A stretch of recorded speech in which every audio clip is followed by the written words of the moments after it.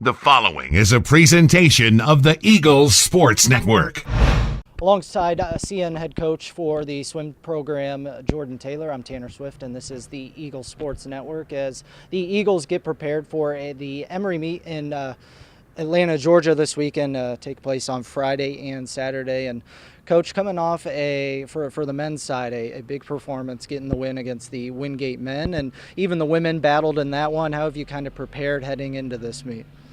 Really for this meet, everything's kind of been the same as normal. Really, we're keeping the UT Invitational later this semester in mind, and really focusing towards conference and nationals. So everything's been going as normal, keeping the training hard, keeping lifting in the weight room heavy, and just kind of going along as we've been doing. The focus now going into this meet is just to keep the momentum going from a great blue and orange meet to start the season, a great performance against Wingate a couple of weeks ago. Both the guys and girls I thought performed awesome. It's to step up and do even better and knock a few tenths off each swim, try to improve upon our relays, and I always keep the big picture in mind. We've got a lot of our individual athletes and relays ranked right now inside the top 10, 15 in the country. I want them to be looking at how do they move up a few spots in the country. A couple of people could potentially be ranked number one after this weekend, so I want them to be looking at that. But really just trying to move forward, learn from the races, whether they're good or bad at the last meet. Make your splits better, make your turns better, make your starts better, and just getting in battle. This weekend, with it being an invitational, the points is slightly different, and there's 4 teams going to be there, so it's going to be even more important that we rely on the whole team. It takes all our depth for us to do well this weekend. We could go and win the event, that's great, but if our next swimmers don't back that up with kind of top 5, top 6 performances, and we're on the bottom end of the results, we start to lose points really quickly.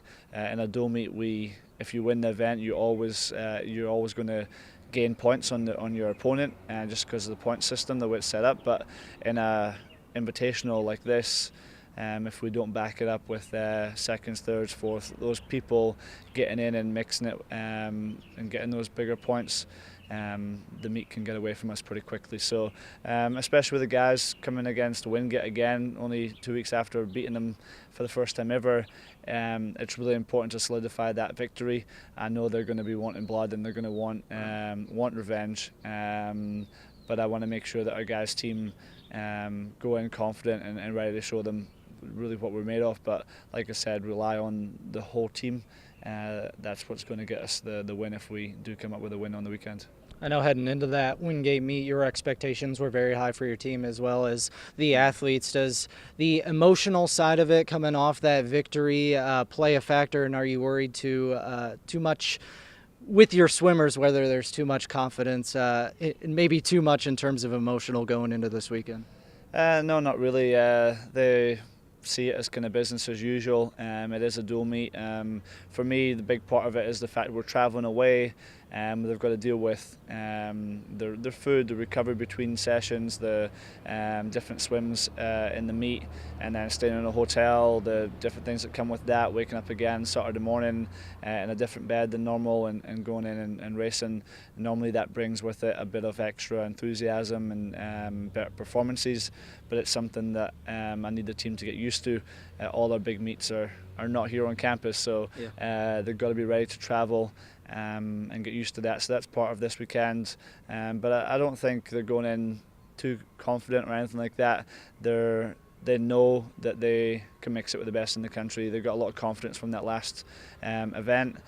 They go in and execute exactly the same, try to get a little bit better here and there on the events, and there's going to be no problems for them. But they're not getting ahead of themselves, but they know it's going to be a really big competition and a tough event this weekend.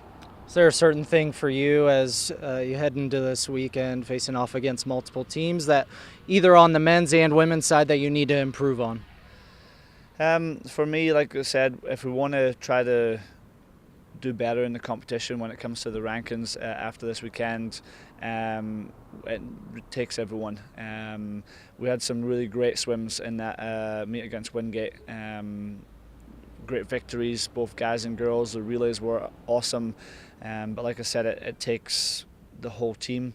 Some people kind of didn't feel the pressure necessarily in the last meet because there was other people going to step up and get the points for them. We can't do that this weekend. It takes everyone.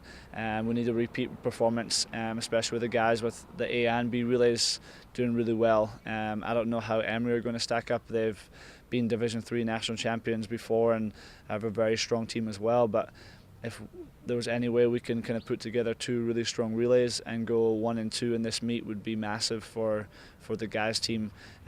Same with our girls relays. We've played around with some of the positions and we think our relays will be stronger than they were this past weekend, and again our B team will be able to kind of move up the point system and help us there. But really I'm just looking for the team to be better than they were before. As an individual, as a team, as a relay, be better than you were 2 weeks ago as we move forward towards the UT meet in 4.5 weeks' time. Coach, appreciate your time and good luck. Thanks very much. I'm Tanner Swift. He's head swim coach Jordan Taylor, and this is the Eagles Sports Network.